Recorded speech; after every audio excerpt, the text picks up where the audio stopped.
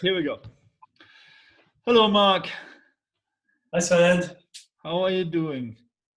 I am fresh to daisy and twice as nice. How are you? Yeah. Look, I mean, the sun is shining so hard, and I have a tulip that nearly died, nearly.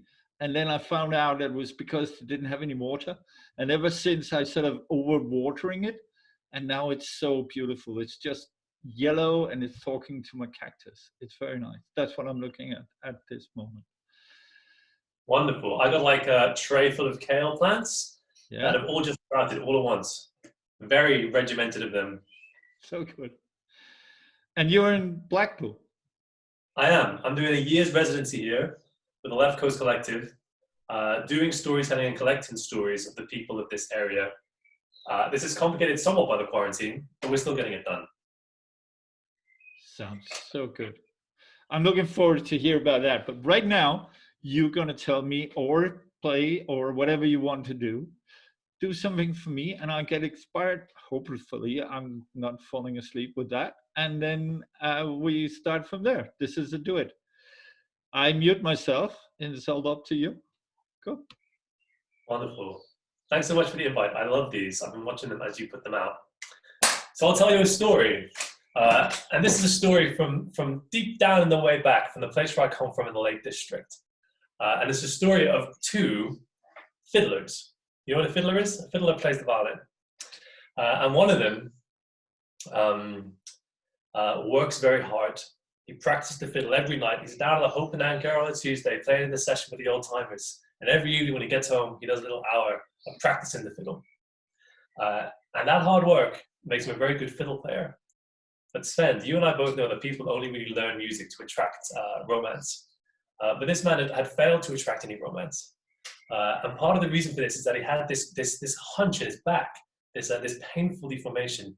And it wasn't that he had this difference that made him unattractive, but he carried a lot of anger and resentment for the pain. And the more he felt the pain, the more angry he got. And the more angry he felt, the more he felt that pain. And this man carried a lot of anger, and anger is very unattractive. Great fiddler though, worked very hard at it.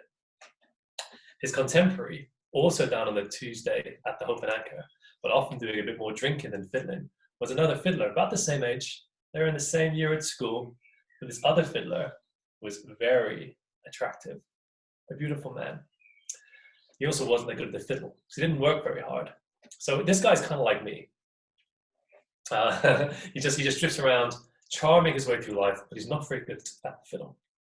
And these are our cast of characters. So one day, a nice spring day like today, the first fiddler, the talented fiddler, the hard-working fiddler with the hunch, decides he's going to go practice. And he walks up into the hills, up Hoad Hill, to do his practicing.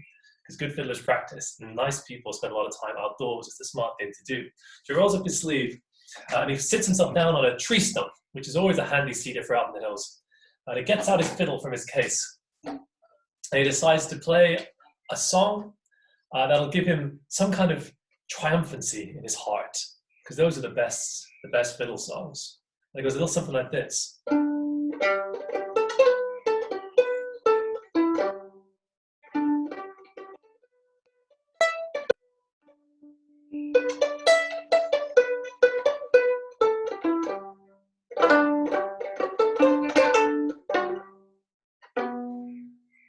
So he's playing away, but he hears a little voice coming from down between his legs.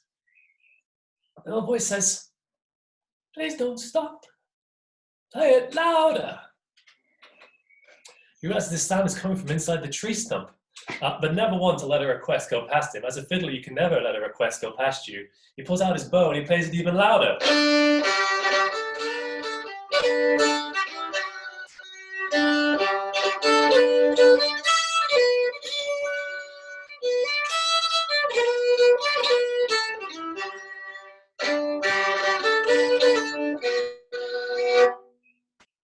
And he hears a little sound from between his legs. Howdy little round of applause, round of applause. And he hears a little whisper. He says, would you play us another one? And Svend, I'll spare you from the full concert, but let me tell you, that fiddler played his little fiddler heart out. And when he was done, sweating as he was, exhausted in both arms from playing the fiddle so much, exhausted in his leg tapping leg from tapping his leg the whole way through, he stands up and he bows to the tree stump. And would you know it, Svend? With a mighty crack, that tree stump opens. And there inside is a tiny little figure only about this big. And he says, would you come down? We all want to thank you for the music. And the fiddler, he says, oh, it's very nice to be appreciated. So he gets down on his hands and knees, and there's a gap just big enough in the tree stump for him to crawl down into. And he does crawl down, hands first, and he wiggles his way down this great long tunnel. At the bottom of the tunnel, there is an old burial mound. Maybe you've remembered that kings used to be buried under their boats. And here under this boat is a dried up skeleton, and around that skeleton are many hundreds and hundreds of tiny little fairies. And among them all, the fattest fairy there by the fire, sat on a throne of gold, is Beelzebub, the king under the forest. And Beelzebub says, will you come down here? Dear friend, thank you so much for the music. I've been listening to it and it's filled my heart with triumphancy. And I want to give you something. I'll give you anything. I'm so moved. Look at all these treasures this king was buried with. You may have any of this gold, any of this silver, any of these jewels. Or if your heart desires, I am a wish maker and I can give you the wish that you want the most. What'll it be? The fiddler says, I'm humbled by this offer. I don't want your gold. I don't want your jewels. I just want to be rid of this pain here in my back so that I can go on unencumbered by my anger and my resentment. Let it be, says Beelzebub. And just with that command, all those thousands of fairies climb up onto his shoulders and they stand on both arms. They get the little fairy fingernails, they stick it underneath the lump on his back. They pull off that hump. So they do, Svend. And they throw it down by the fire. And that fiddler stands up, taller than he ever has. And the twisting of his face that came from that pain is gone. Refreshed he is. And he shakes the Beelzebub's tiny hand and he high-fives all those tiny little fairies and he wiggles his way back out of that tree stump. And now it's about evening time. If you ever been a musician, Svend, the only thing that's good to do after a day-long playing of music is to go down to the pub and play some more music. And it happens to be a Tuesday. So he heads down to the Hope and Anchor, best pub in town. And there he is, he's playing the fiddle. And let me tell you, Svend, people can see this change within him. He's glowing from within. He's resplendent in his refreshment. And all the people, the ladies and the gentlemen, are giving him a little bit of that romantic eye. Watching him from across the room is the other fiddler. Remember him? The handsome one who doesn't practice very much. And in between tunes, he sits next to his mate. He says, pal, what happened to you? Look at you. You look great. How did this happen? Fiddler number one tells him the whole story. Got up to the Hoad, sitting on that tree stump, playing his little heart out, going down in the tree stump, beating the king, being offered the gold, saying he didn't want the gold. You know the whole story. Because I've just told it to you. The second fiddler thinks, well, that sounds pretty good. I'm going to go do the same thing. So he walks up, middle of the night, up the Hoad, which is the name of the hill, finds that tree stump his friend had mentioned. He sits himself down on it hard, both feet, gets his fiddle out, and he plays. He thinks, I'm going to play a crowd pleaser, and he plays a certain patriotic tune.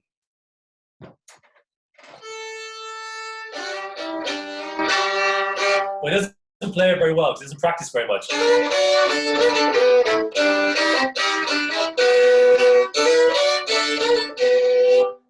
So that's bad fiddling, right? Do you get it? Do you get the message? If you don't, maybe not a connoisseur. I can play it worse for you if you like. I'll play it a little worse for you, Svend. And he hears a little noise from down between his legs, and it's a very polite clap. Now, Svend, you're a performer. I'm a performer. We've both gotten the polite clap from people. Maybe in this case they've been woken up in the middle of the night, but they've seen that you've made an effort. And they're just trying to be nice. A very polite clap. He leans down and says, would you like to hear another one? And the little voice goes, thank you, but no thank you. It's getting very late. The fiddler says, are you sure though? Are you sure? My friend says you really like what he did. And after this little negotiation, the fairies, being polite people, they realize what he wants, and he wants to come down and be thanked. So they open up that tree stump and they say, come on down. And he does come on down, puts his hands high above his head, and he wriggles down that gap between the trees, down the tunnel into the burial mound. And there, in all their nightgowns and slippers and what have you, are all the fairies. And there, by the fire, drowsy as the day, is Beelzebub, king under the forest. And Beelzebub says, "Thank you very much. I can see you're a learner, but you're doing very well. Your fiddle playing is very, very nice. Thank you for playing for us."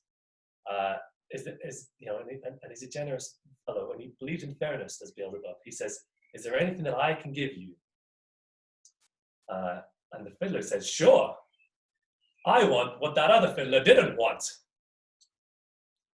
meaning the gold and the jewels. Beelzebub takes a different meaning. "Let it be so," he says. He clicks his fingers, and he picks up that hump, and he sloughs it onto the guy's back, and it lands on his shoulders, and the pain of it twists him into a weird shape. But the fairy's blessing cannot be undone. And he takes himself back down to the pub, and let me tell you, his charm's getting much less far now, and he has to work a lot harder to be a very good fiddle player. And that's a lesson we should all take to heart. Thank you for listening, Svend. Thank you for telling. And that's a lesson for us all. Work hard, and be clear in your communication, man. Don't say just, I don't want to, I want what the other has left behind. Thank you so much for this story. It was really it's entertaining. I was about unmuting myself, but the problem with Zoom is that then it has this flash back and forth, and you were telling the story, but thank you. I was about, you have this bird behind you. You have a beautiful sound of a bird. And I was about going on the Siberian larch. You know that story? No. No, you don't know that story. Okay, I can tell you that one. So it is the Siberian larch that's out there in Siberia. I mean, it's not often that it's good weather. It's not often that it's sunshine. It's not often that it's like it is today. It's pretty beautiful here in Edinburgh. But this day was very unusual. It was kind of a winter. It was kind of cold, but well, it's a larch, right? So it has to be summer. Let's go to the summer, but still cold. So this larch was feeling so very inspired that it was racing up and up and up and up and higher and higher and higher and higher it went, and higher and higher and higher it went, and it was singing and it was singing and it was joyful. But then, because it got so high up there in the air, the wings froze and it just fell down. And there it was lying there, the Siberian larch on a Siberian plain. There was absolutely just a vast plain of coldness, even in the summer. And it would have died there if it wasn't because there was a Siberian cow coming. And this Siberian cow had just had a good, filling its stomach. So it just stood there where the larch was lying there in the pile of ice and let all this cow, what do you call it, shit? We call it a koelkesse. We call it a cow pat. A cow pat over the larch. And that's very nice, warm, right? It's very nice. And the larch went like, I actually survived this one. Maybe I shouldn't have been up all the way up in the sky there. So, because it was so happy, it regained life, So it starts singing in this cow pat. But then the Siberian cat heard it and came and ate the larch. So there's quite a lot of morals here that you have to sort of learn from the story here. Because, I mean, you can be happy, but you don't need to go higher than that the wings still can carry you, right? So, and the second moral of the story is that all the people who will give you shit is not just enemies. Could be a friendly shit, right? And if you are standing with the shit up to here, please don't sing. I mean, it's not necessary. You don't need to. So that's my 3 morals of the story. I like that a lot. I like it's like the Icarus story, isn't it? Because he Yeah. flies too high and he gets melted, but his bird flew too high and got frozen. Yeah, but that's like he's doing it with something of his father, right? His father is like, how can you really do it? And then he sort of thinks that he might do it. Yeah, it's an Icarus story. But that was the story that was, and the other one was the because you were talking about anger. There's this guy that sort of always gets so frustrated. He's in the monastery, and he's always so angry.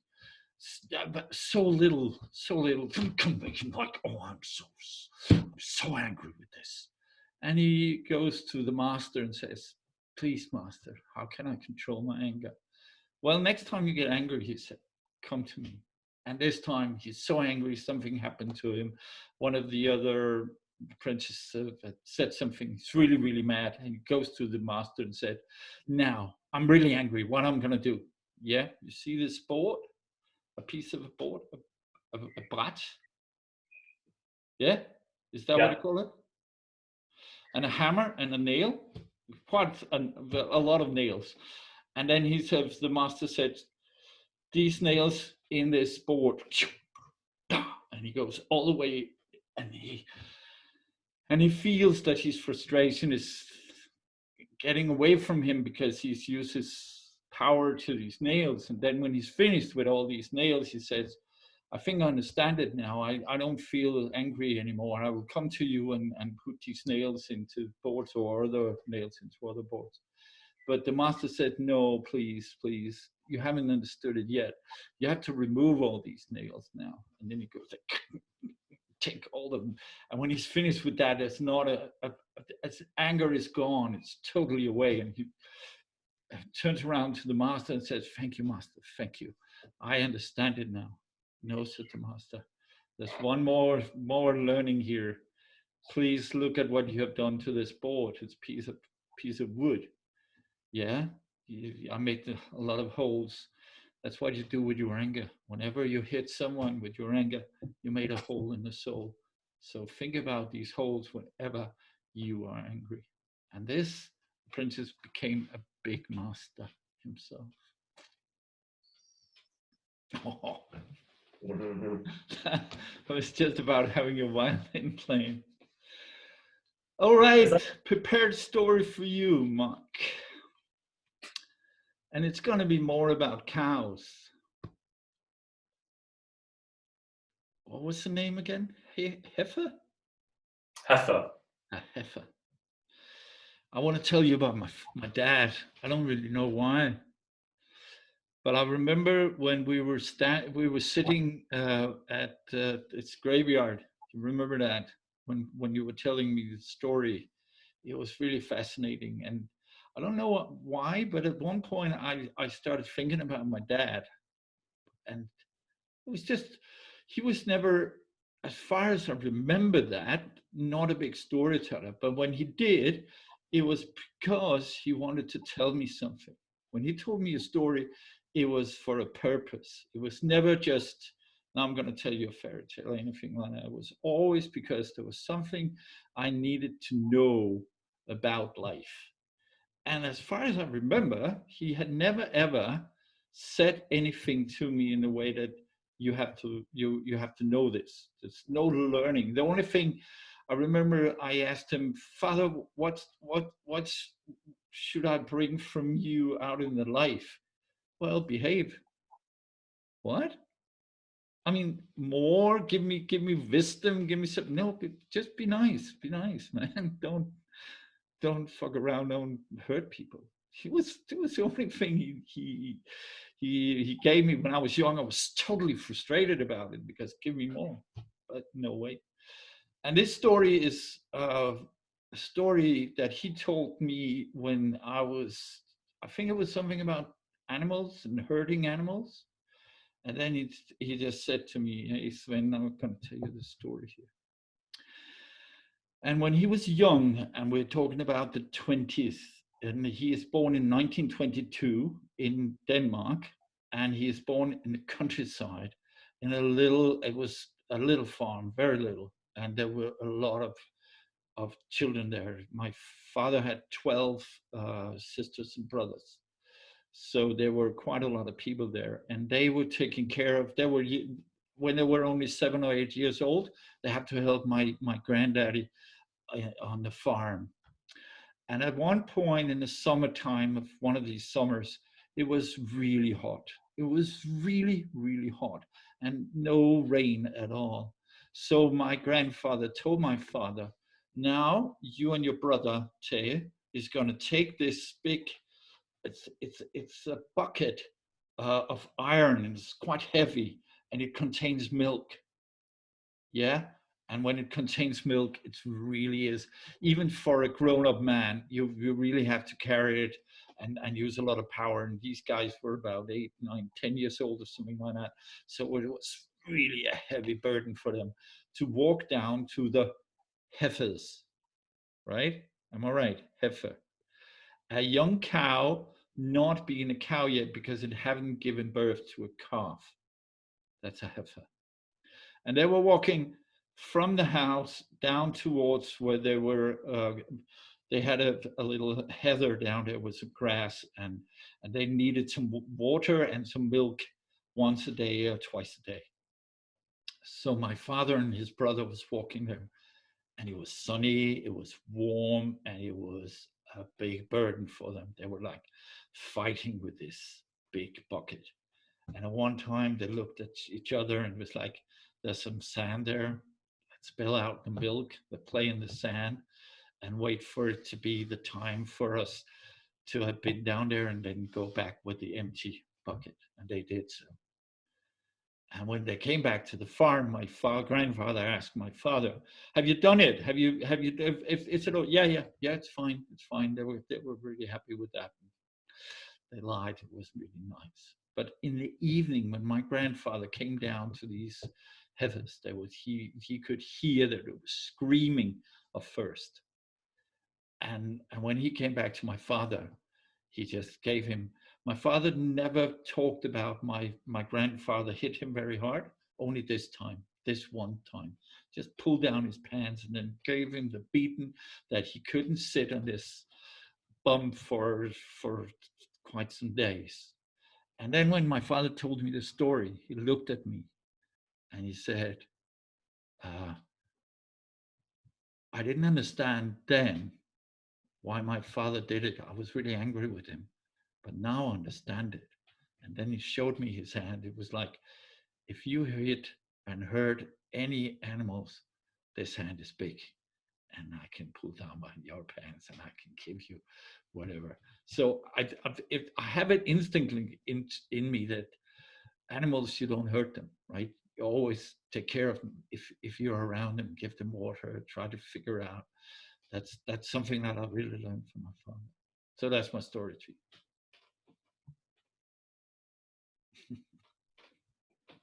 That's an excellent story. I really like it.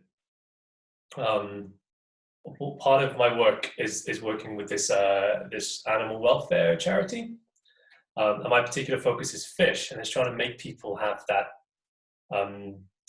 like moral realization about why they shouldn't hurt fish, because we've got there about mammals, but fish can also suffer, and it's making people take that next mental step.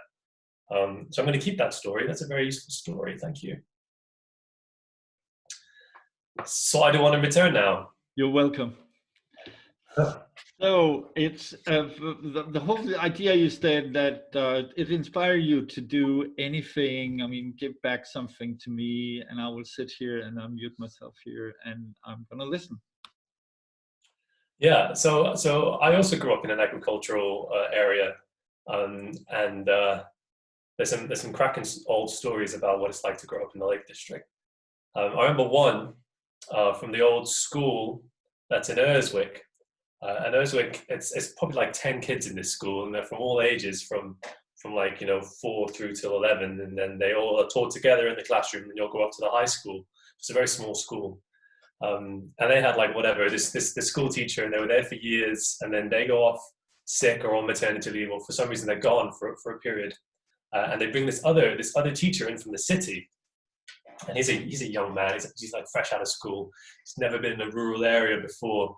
But he decides, looking at this room of 11 kids, that he's going to appeal to their, agricultural sensibilities. And he's going to teach them the word sheep. So he gets his whiteboard. In fact, back in those days, it would have been a blackboard. You remember blackboard, Sven? And he gets his piece of chalk, and he draws. You've seen a crude drawing of a sheep, right? It's a cloud with 4 little legs and a little head, and that's what he draws on the front of the board. And because all the kids are together in the school, he says to the youngest ones, the ones who are least likely to know the word sheep, he says, "Do you know what this is?" Little Jimmy Partridge there, age 4, and Jimmy's like looking at this drawing, which is very clearly sheep. He's like, "Pass." Okay, maybe it was a bit hard for a 4-year-old. So the teacher goes to the next year up. The next kid up is a 6-year-old. He says, "Do you know what this is?" Pass, says the next kid. Next kid, little Louis Robinson says pass. He goes to the 3rd kid. This kid is 10. "Do you know what this is?" And that kid also passes. He goes all the way to the eldest kid in the room, who's 11 years old, and he's already grown quite tall. And he says, "You, Joey Barker, you must know what this is. Don't tell me you don't know, because you and I both know that you see these all the time." And Joey Barker says, "No, I don't." And he says, "Of course you do. What's the problem?" And old Joey Barker says, "Thing is, sir, I can't rightly tell if that's an Erdwick or a Borrowdale." 2 different breeds of sheep, for those of you who aren't agriculturally minded. Because of course they all knew it was a sheep, they just didn't know what kind of sheep it was. Yeah, that's a niche joke. Wow. Yeah. I mean, yep. You actually grew up in the countryside. Yeah. Yeah. You're a country boy. I'm country boy. That's me. I'm in between. My father and mother ended up in the suburban town.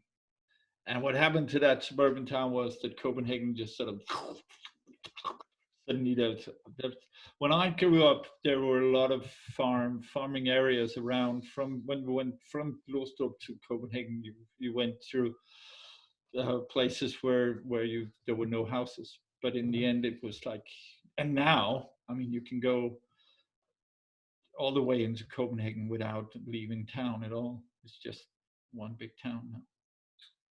This place is the same. My neighbor said when they moved here, this was in the middle of a field. And now it's like this big sprawling estate. But I've been digging up the garden, and the soil is beautiful. It's like clearly agricultural soil. Wonderful stuff. Yeah, sometimes when you turn over the soil, like seeds that were buried in the soil can sprout. Yeah. So I've just left a bit of it bare and turned over, and I'm going to see if any like historic seeds grow from years ago. Okay. Thank you so much, Mark. It has been nice. It's been really wonderful to meet you again. And in May, maybe June, maybe July, sometimes in summer. I hope so. I see you in real life. Looking forward to it. Thank you, Sven. Thank you. Take care. Bye. Bye.